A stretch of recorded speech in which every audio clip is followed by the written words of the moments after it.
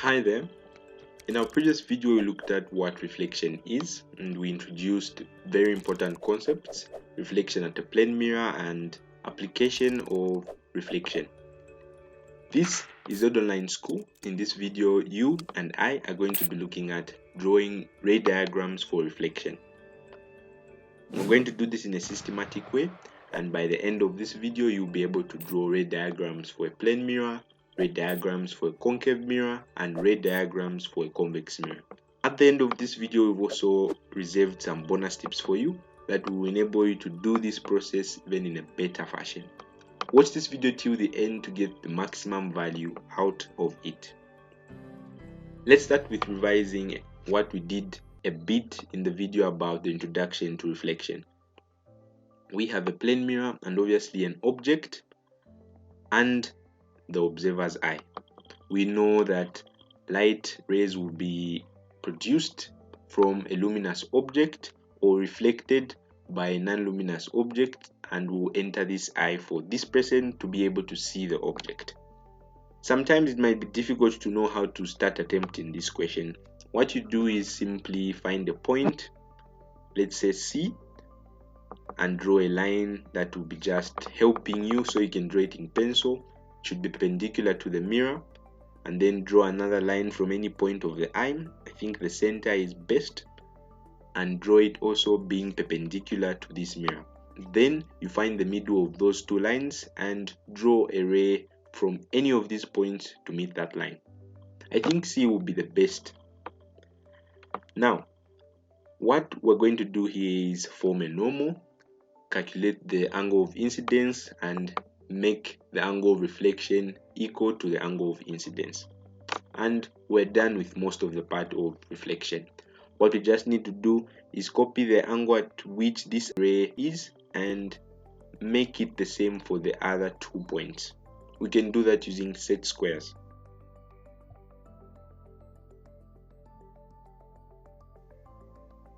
After that, we draw our normal, as you can see, and reflect that ray. We do the same for B, and we're done with reflecting the rays that are from this object and entering the eye. We know that each of these points is reflecting or producing a lot of rays of light. So we're just going to pick another kind of rays that will be important, rays that will go towards the mirror perpendicular. It's worth noting that for this example that I'm doing here, B and C are in the same line, so we're just going to draw one ray.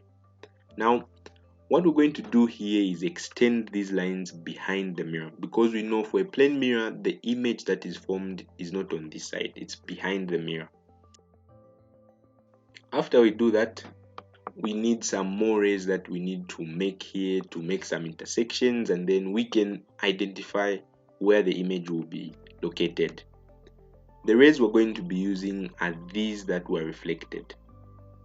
Speaking scientifically, even in this first group of rays that we drew, we use the reflected rays.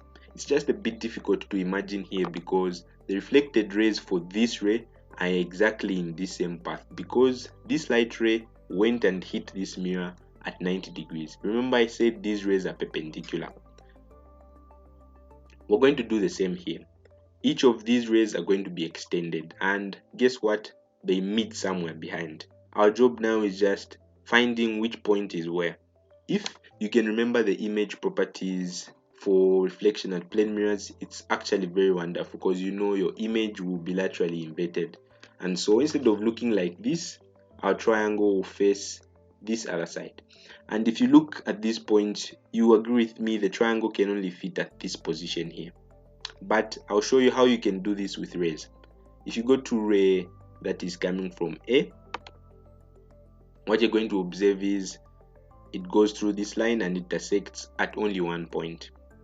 This one is very simple because we know this is the only position A can be. But check out for B and C. We've got 3 points where these points can be. How do we do that? Well, we also start with this line that travels and hits the mirror at 90 degrees.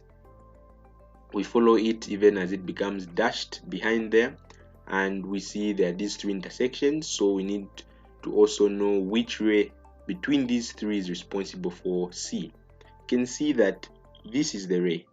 When we follow it, C is reflected through this path, and so we're going to use this ray, and this will be C. Already knowing that this is A, we'll be sure that this is B. You can do the procedure and prove that. Notice that each of my points have been written with some addition or some more symbols. Here I've used A1, B1 and C1 to make things simple, but you can also use small dashes, small vertical dashes to mean these ones, A dash, B dash and C dash. It's also another way of representing these points that have been formed behind. Usually if you're drawing this in a question paper, you won't shade your diagrams like this. Obviously you also make your triangle dashed, just like these rays that are behind. Now let's look at the concave mirrors. Concave mirrors are simply curved mirrors. They are curved inwards, so if you're looking at a mirror, it will have a curve that will get inwards. A concave mirror will be looking like this when we're drawing diagrams. It will have this curve here and these lines here representing that this backside is the side which is not reflecting anything. As we are drawing, or before we start drawing, there are three golden rules that we always need to remember, or simply just three laws we need to remember. The first is what happens to a ray that passes through the center of curvature. Obviously right now you don't know what the center of curvature is, but as we do it more often, I'm sure you get what it is. The first thing we know of is that we have a concave mirror in our diagram. The other thing we need to realize or also remember we have is the principal axis. What is the principal axis? The principal axis is this line we draw that is straight and meets the curved mirror at the pole. The pole is a position here, which will be usually abbreviated as P. The principal axis is very important because it is the path where we have the center of curvature and the focus.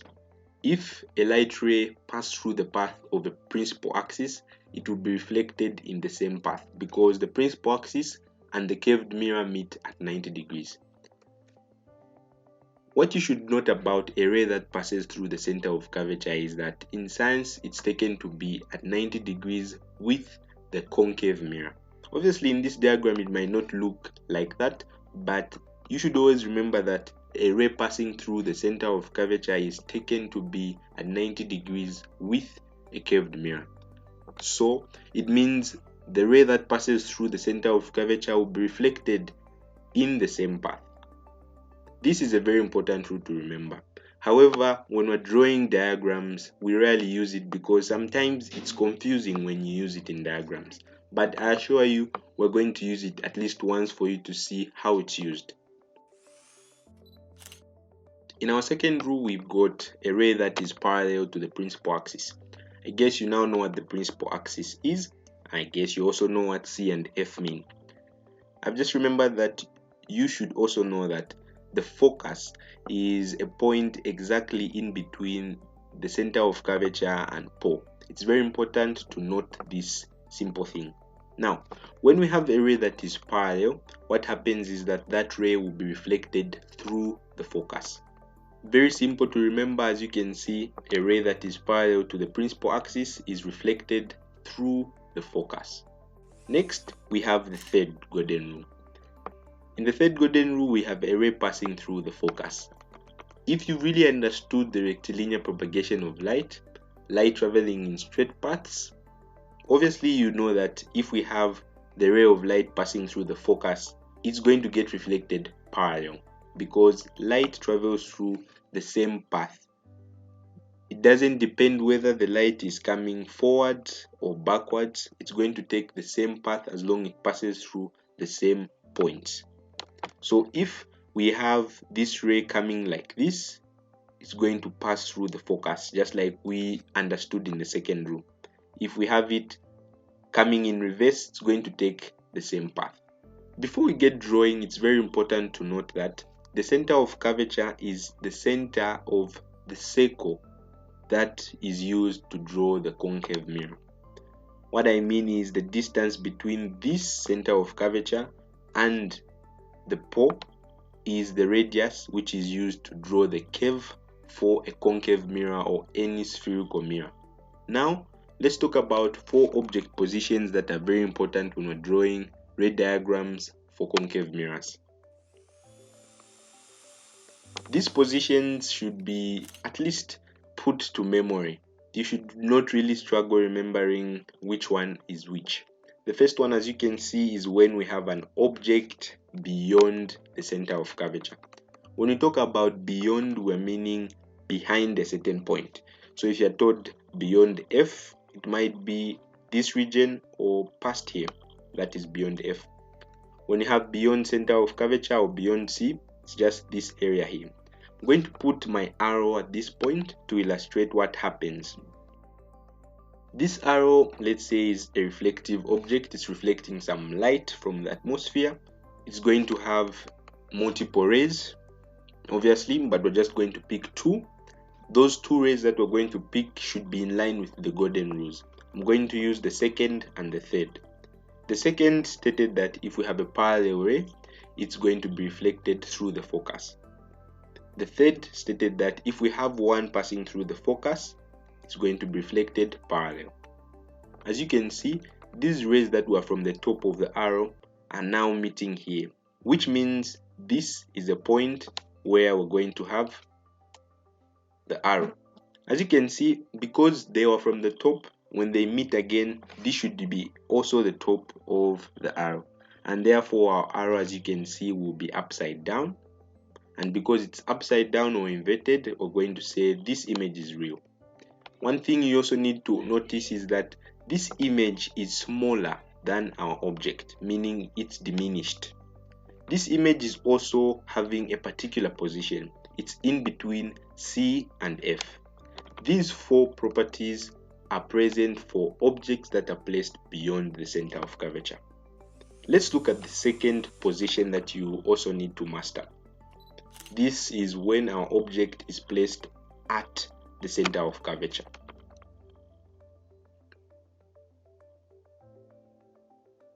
We're going to use the second and third rule once again.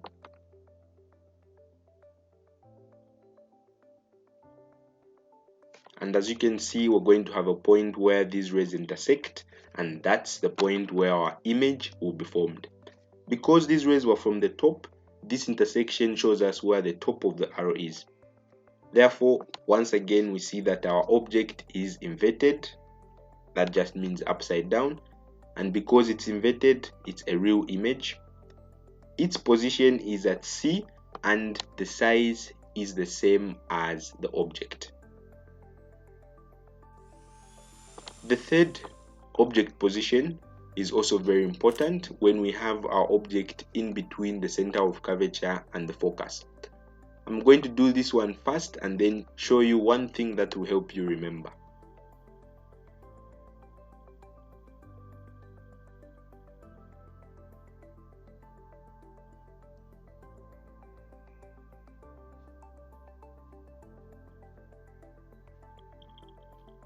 Have you noticed that this third position of the object is somehow the same with the first object position?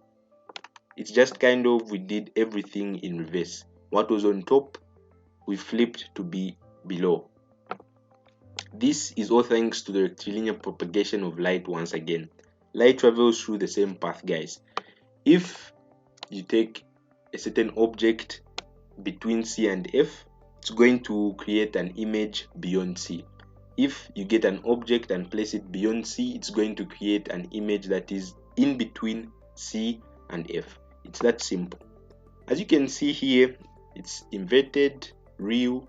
Now, because it's the opposite, remember we had diminishing. Now we're going to have magnification, which is making the object look bigger. Now let's look at our fourth object position. For our fourth object position, we're going to skip putting the object at F and go and put it between the focus and pore. It means if we have a concave mirror like that, we'll have our principal axis, and we're going to have our object. Notice I've reduced the object in size so that everything fits on this screen and looks good. Now we're going to use two of those three golden rules, either the first one, second one, or third one. I'm starting here with the second one, and I've just realized if we use the third one, we'll be using this same path, and it will be a bit difficult for us to see all the rays and imagine them. So this is the case where I'm going to use the first rule. Remember, it said that if we have a ray passing through the center of curvature, it will be reflected in the same path. Here what will happen is this object will reflect or give off some light that will be in line with a ray that is coming from the center of curvature. It does not necessarily mean it will come from here. It means if we draw a certain line here at a certain angle, that line should be in line with the center of curvature. So it will look something like this. As you can see, this ray practically passes through the center of curvature after reflection. These two rules can be used when we have that object very close to our mirror.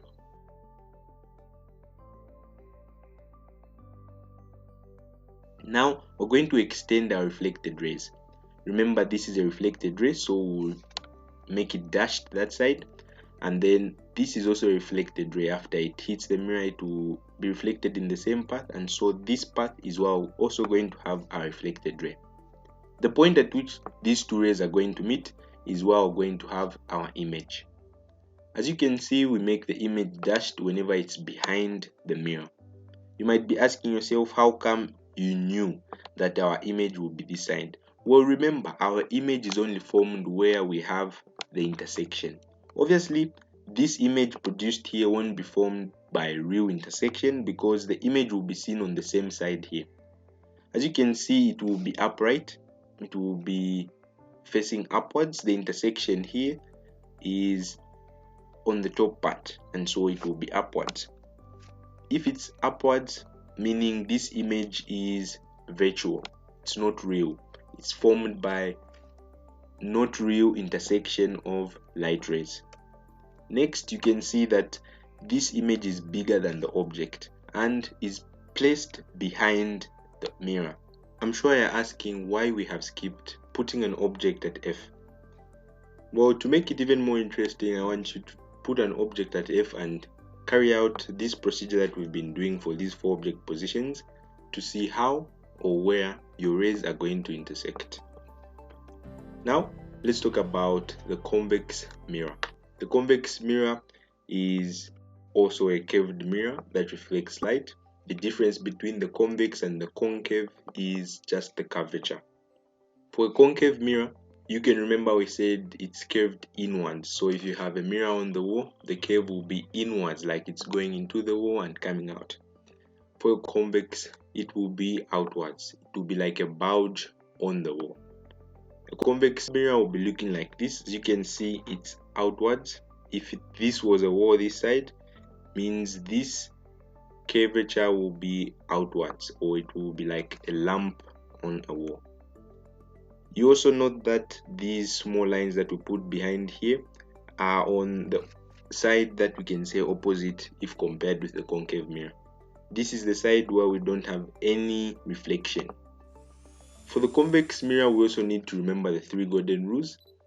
Obviously, they are not so different, but they look different.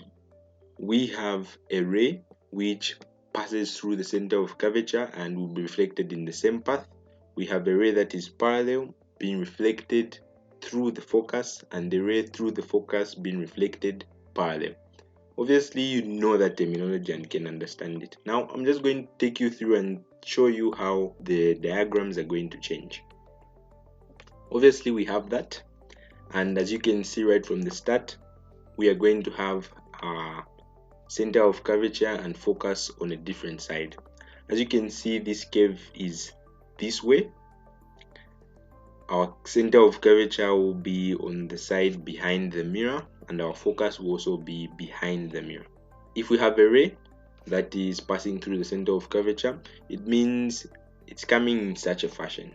Note that this ray is extended behind the mirror in a dashed line because there's really no ray going past the mirror and going behind it. Every ray that is going to hit the mirror is going to get reflected. Now in science, that ray that is drawn and is going to look like it's passing through the center of curvature is going to get reflected in the same path. Let's look at the second rule.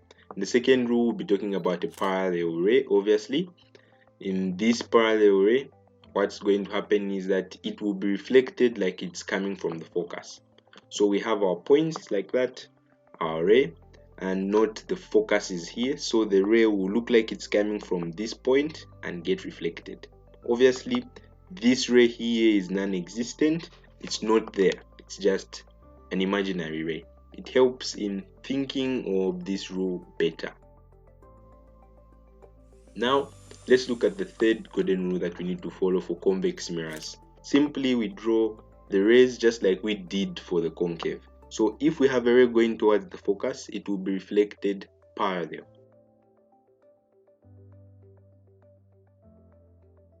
As you can see again, this ray here is dashed behind the mirror, showing that it's not existing, but we're using it just to help us make sure our ray is in line with the focus. These three rules are very important as we are doing everything when we're drawing ray diagrams for convex mirrors. Now let's look at some examples. We're going to put this object near the mirror, which is a convex mirror, and see how the intersection of rays will play out and cause the image to look. Let's say we have an arrow also put here. We're going to have rays. We can use the second and the third rule. If we have a parallel one, it will be reflected like it's coming from the focus, and if we have one that is going to go through the focus, it will be reflected parallel. And as you can see, these lines here will never meet. The reflected rays can never intersect on this side, meaning our object will have its image behind the mirror. Which rays were we using to create intersections? Obviously, you guess with me that it is the reflected rays. Now, as you can see here, you might be tempted to think this point F, which is the focus, is the point where we're going to have our image. But no, this point F is the intersection of a reflected ray and an incident ray. So it's not actually the real point. We need to get this line here, which is parallel, extend it in a dashed line behind, and the point at which this reflected ray from the second rule and the reflected ray from the third rule are going to intersect is where we're going to have our image. As you can see, the image is upright, and because it's upright, it will be a virtual image or an image that is unreal. Now let's talk about the sizes and the position. Obviously, it's smaller, as you can see, meaning it's diminished. It's also behind the mirror. These four properties are very important. It's important to note for the convex mirror that it doesn't matter how far or how near the object is placed, the way the image is formed is always the same. I would like you to try this out for you to believe this fact. You have successfully reached the bonus tip section. In today's video, we've got 4 tips for you. The first is a way in which you can remember the image properties. Here are 4 letters that can help you remember these image properties. And here are 4 words that point towards these 4 letters. As you can remember, sometimes we refer to an image being in between C and F. That's what we're referring to as position. And when we said the image was upright or inverted, we're talking about the orientation of the image. When we talked about size is when we said diminishing or magnifying. Type is whether the image was real or virtual. The second tip talks about mirror rotation calculations. Sometimes in questions you might be asked to find an angle by which the reflected ray changed. What do I mean by changing? Sometimes in questions you might be asked saying we have an angle of incidence 30 degrees and the reflected ray, obviously that will be also at 30 degrees. Now, the mirror at which this reflection occurred is rotated at a certain angle, let's say it's 30 degrees, then you're asked by what angle did the reflected ray also rotate. It becomes difficult, right? How are we going to make that? Well, what you need to understand is that when a mirror is rotated, the reflected ray rotates twice the angle by which the mirror was rotated. Therefore, we can make a simple formula. Reflected ray is equal to 2 times theta, which is basically the angle by which that mirror was rotated. So in our case, if that mirror was rotated by an angle of 30 degrees, we're going to say 2 times 30, which means the reflected ray is going to move an angle of 60 degrees. The third tip talks about number of image calculations. Sometimes, as we're talking about the topic of reflection, you'll be asked to find the number of images produced when more than one mirror is involved. For example, here we've got 3 different setups, and in these 3 setups we have an image that is put in front of these mirrors. How many images do we expect in this first example, the second and the third? Let's say the first one was 90 degrees. We expect 3 images, one that will be in line here, another one in this mirror, and another one in this mirror, making it 3 images. For this one here, we don't expect more than 1 image because these mirrors will be just acting like one big mirror. Now, for the third case here, we have something interesting. These mirrors are parallel. What happens to the number of images? Well, the number of images are infinite. As we're talking about this third example, it's very important to note that you stop seeing images in a mirror because at every reflection we expect the light energy to reduce, and so as reflections keep on going, there will be a point when the light energy will be depleted, and that's when we will stop seeing any reflections. Obviously, you're asking yourself how I knew the number there was 3 and 1.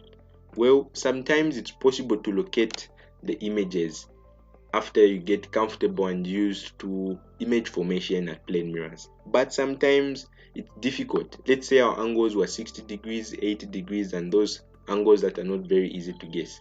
How many images are we going to have? There is a formula. Any 2 mirrors that have been put at a certain angle will have that angle theta. In the case where we have 90, you put the 90 here and simply work out the simple calculation.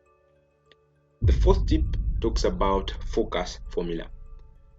I'm sure you remember I said the focus is a point exactly in between the center of curvature and the pole, meaning it's exactly halfway between these 2 points. Therefore, focus can be found by dividing the radius of the curvature by 2, or simply multiplying the radius of the curvature by half. Thanks for watching this video till the end. Watch out for other videos that will be talking about more under the topic of light, and write to us in the comment section below so that we get to interact.